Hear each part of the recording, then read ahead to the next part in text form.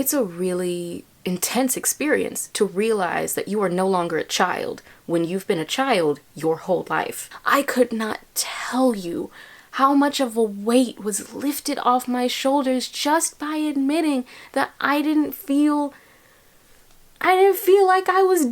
Hi, I'm Danielle. I do too much. I like hair, talking, cosplay, music, art, and stuff.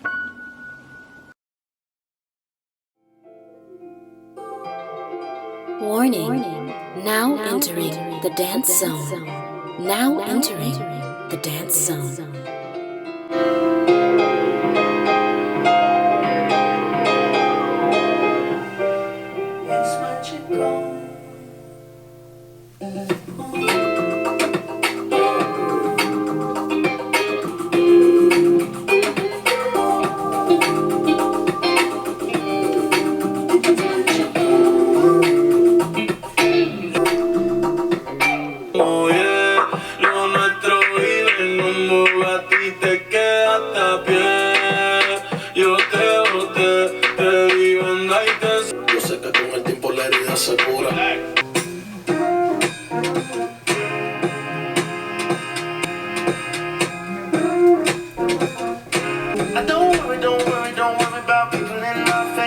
I hit them with the style and grace, and watch the ankles break. Whoa, whoa. How you doing?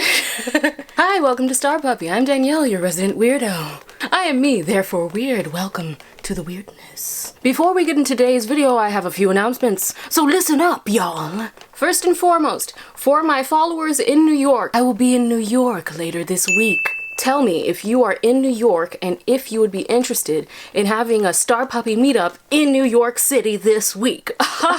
Secondly, I think most people aren't really interested in this series, but for those who are, I wanted to let you know that my Sim series will no longer revolve around the people it's been revolving around. I've decided that that is not the vibe I want to spread, and that it's very unhealthy for me, and I don't think I'll continue. However, if I do continue my Sim series, I will continue with anime boys or celebrities, and then we'll do the same thing we've been doing. I mean, I'm not going to continue the series as is, but tell me what you think of the new idea. And in February, I'm going to attempt to start uploading 3 times a week instead of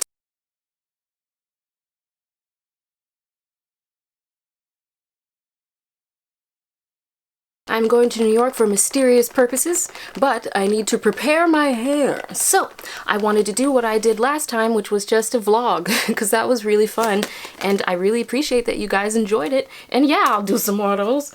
I talk so much, and I saw that I kind of struck a chord with you guys, and I kind of wanted to tell you some stuff that I wish I could tell my early 20s self. I am fortunate enough to have 2 sisters, but there are still some things that I wish I had known going into my 20s that I did not, it wasn't, so I'm in no way saying that I am qualified to guide people. I'm saying in no way am I perfect or anywhere near it, but there are some things that I wish I had known going into this decade of my life that I did not, and I feel like things they could have gone smoother.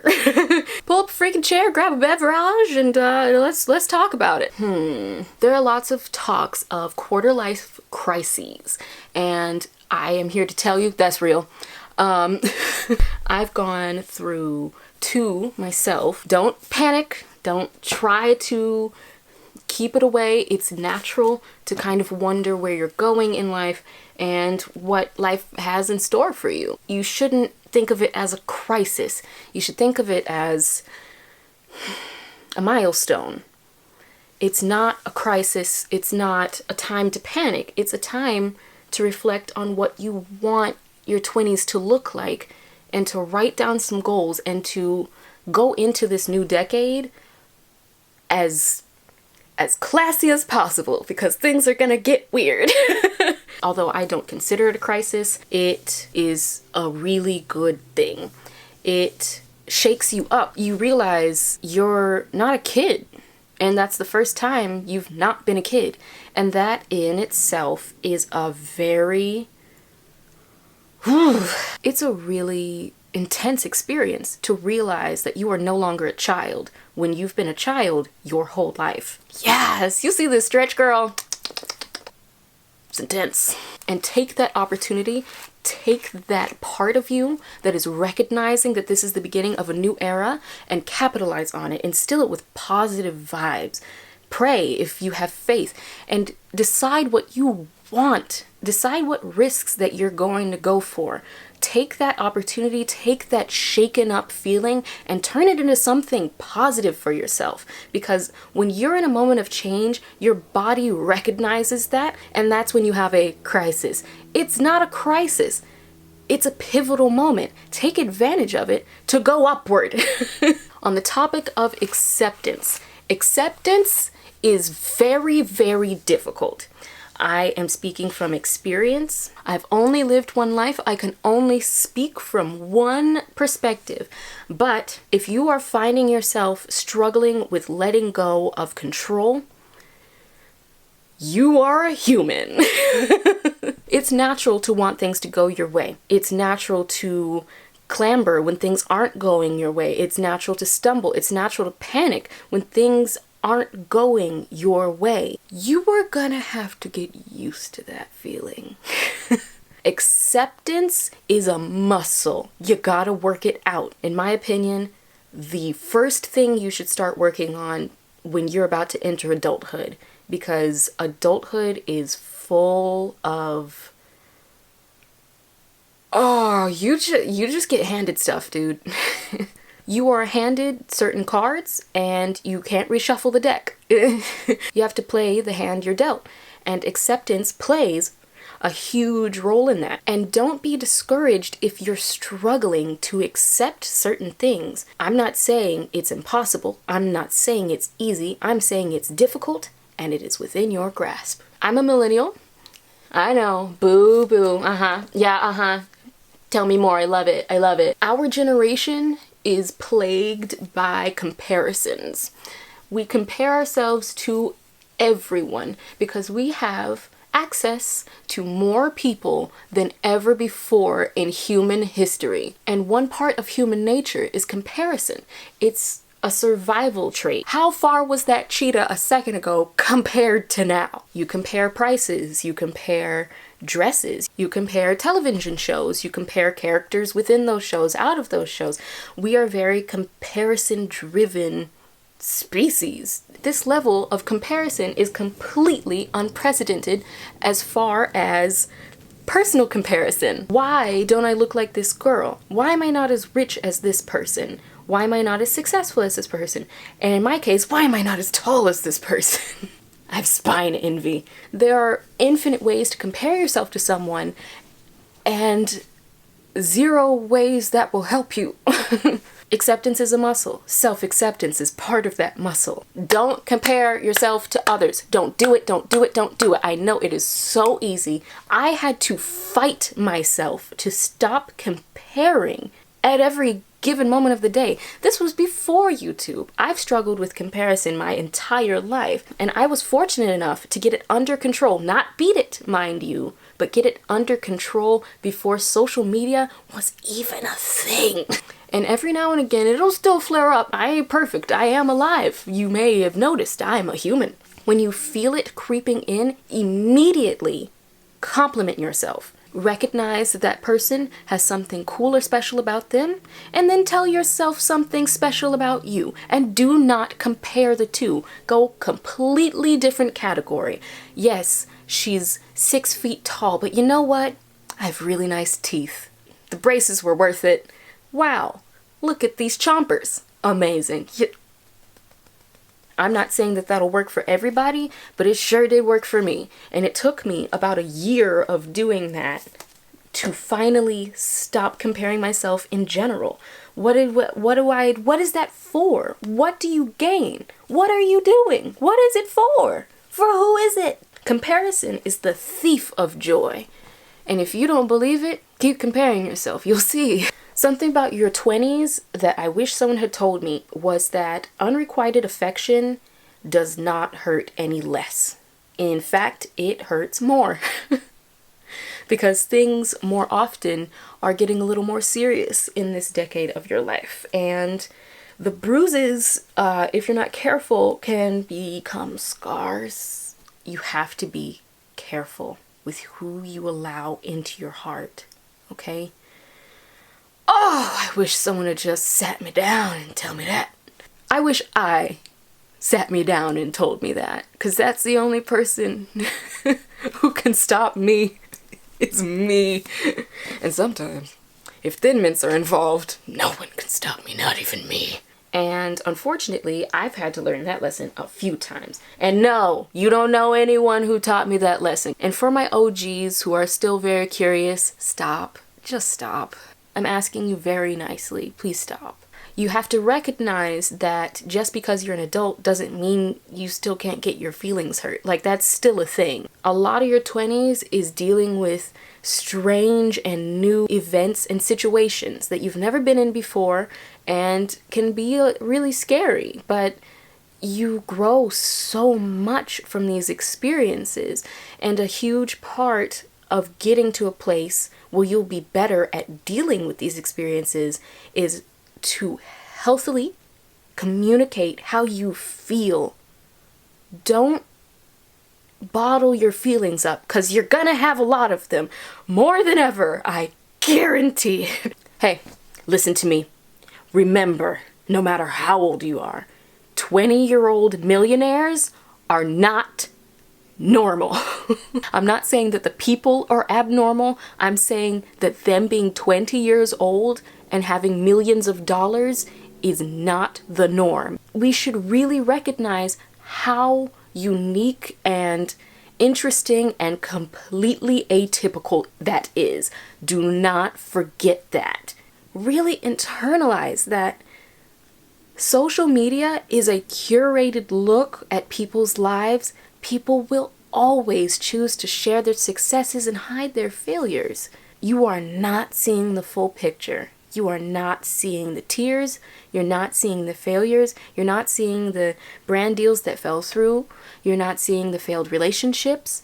You're not seeing any of that because people don't like talking about that. But it happens to all of us. So don't try to imagine all the failures that they're going through, but know that everybody is trying to figure out what they're doing. Show me someone who claims they know what they're doing, and I'll show you someone who's about to fall into a whole new situation they never saw coming. I guarantee it. Life will throw stuff at you nonstop. And we are all experiencing that. We just don't talk about it. I'm here to say it out loud. We are all rolling with the punches right now. I would say, from personal experience, your 20s might actually be more about finding out what you don't want to do. And a lot of people in their 20s find out through the process of elimination what it is they want to do in the first place. I also found that I was not cut out for corporate America. That was not going to work for me. I cried every day. Every day.